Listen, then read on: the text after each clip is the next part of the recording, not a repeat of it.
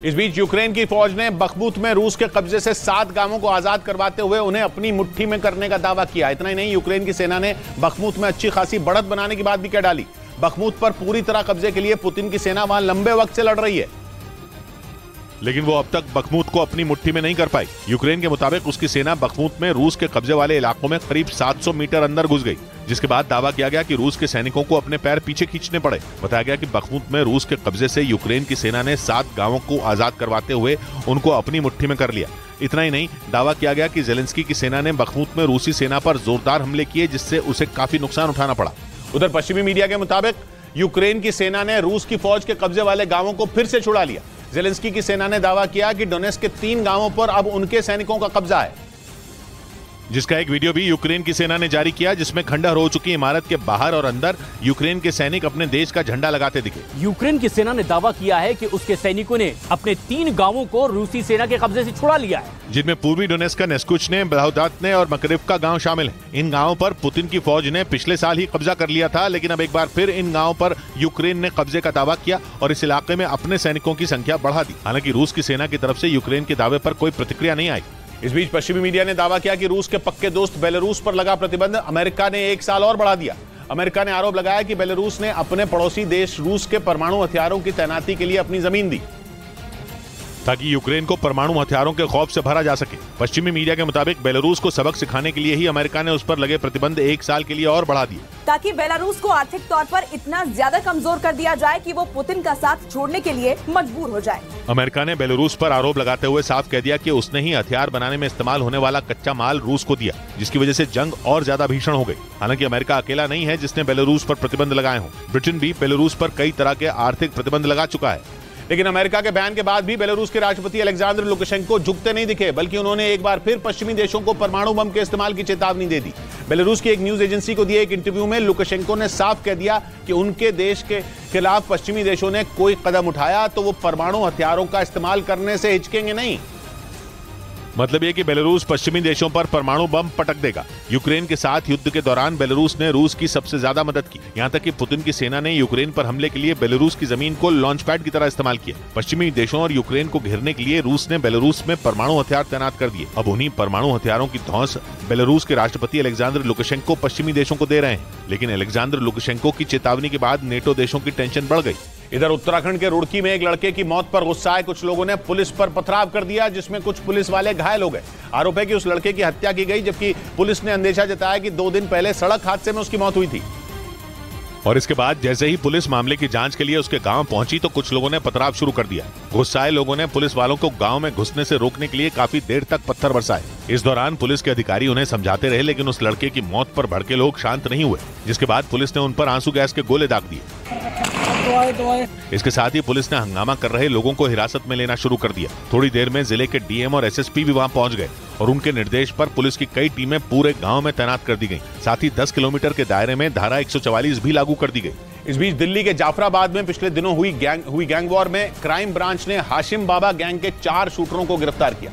आरोप है कि इन्हीं लोगों ने विरोधी छेनू गैंग के बदमाशों पर हमला किया था और पुलिस को उस गैंग वॉर की कई सीसीटीवी फुटेज मिली थी, जिसमें हमलावर गोलियां चलाते दिखाई दिए थे। जिसमें कई हमलावर दिल्ली के जाफराबाद की एक गली में बैठे कुछ लोगों पर गोलियां चलाते दिखे थे। पुलिस का दावा है कि सीसीटीवी में दिखाई दिए हमलावर वही हैं जिन्हें क्राइम ब्रांच की टीम ने गिरफ्तार किया।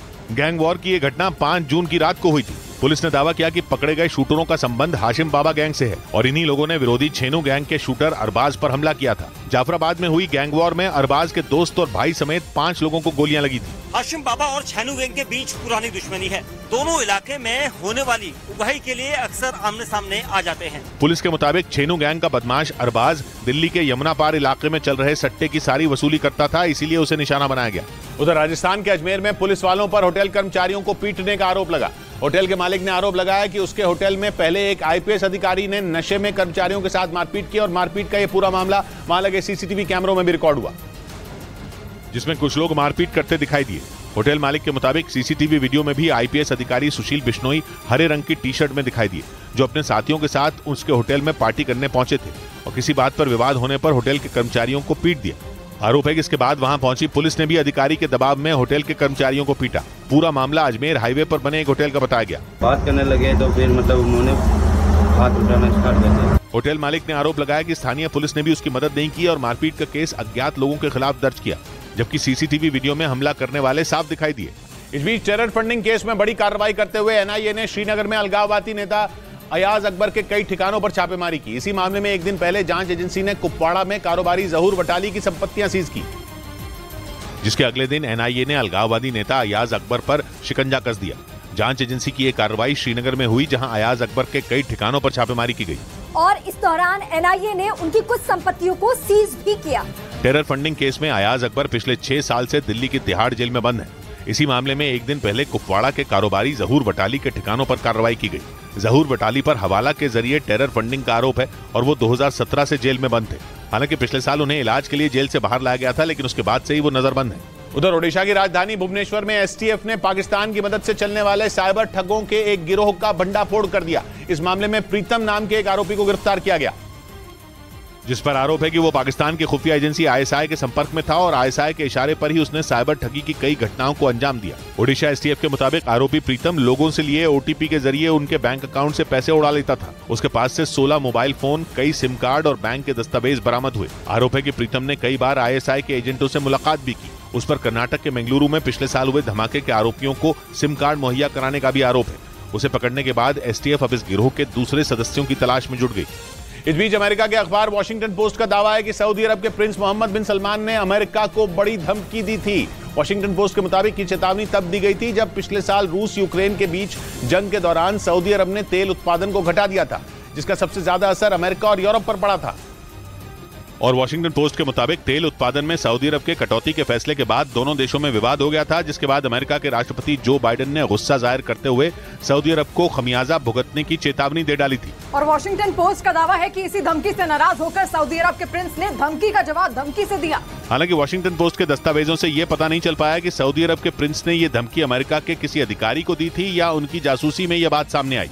इधर मध्य प्रदेश के दमोह में हिजाब पोस्टर की वजह से विवाद में आए गंगा जमुना स्कूल के संचालकों पर अब जीएसटी यानी गुड्स एंड सर्विसेज टैक्स की चोरी का आरोप लग गया।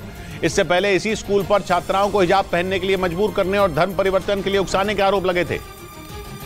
और अब इसी गंगा जमुना स्कूल के संचालकों की 9 फर्मों पर जीएसटी यानी गुड्स एंड सर्विसेज टैक्स की चोरी का आरोप लगा। बताया गया कि स्टेट टैक्स विभाग की शुरुआती जांच में टैक्स की चोरी पकड़ी गई, जिसके बाद स्कूल के संचालकों के खिलाफ जांच में अब जीएसटी विभाग की सागर, जबलपुर और दमोह जिले की टीमें जुट गईं।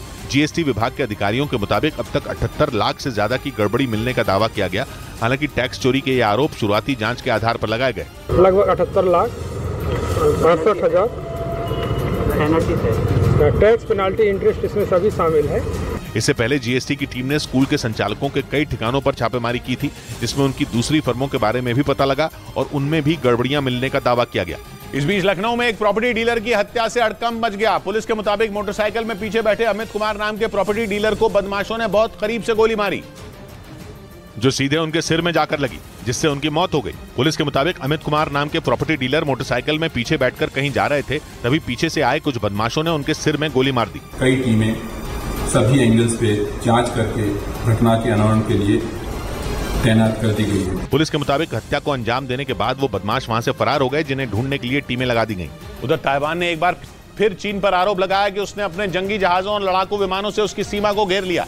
ताइवान के मुताबिक चीन के युद्धपोत और फाइटर जेट ने करीब 24 घंटे तक उसके आसपास घेरेबंदी करके रखी और चीन ने ऐसा दिखाया मानो वो कभी भी ताइवान पर हमला बोलने वाला है। हालांकि ये पहली बार नहीं है जब चीन ने इस तरह से ताइवान की घेरेबंदी की हो। पिछले करीब 1 साल से चीन के तेवर ताइवान पर इसी तरह गर्म है। जब से अमेरिका ने खुलकर ताइवान का साथ दिया है, चीन बुरी तरह से बौखलाया हुआ है। और ताइवान ने आरोप लगाया कि 2 रोज पहले भी चीन ने इसी बौखलाहट में उसकी सीमा पर अपने जंगी जहाज और लड़ाकू विमान भेज दिए थे। ताइवान के मुताबिक करीब 24 घंटे तक चीन के 24 लड़ाकू विमान उसकी हवाई सीमा के पास उड़ते रहे, जबकि समंदर में उसके 5 जंगी जहाजों ने भी ताइवान को घेर कर रखा।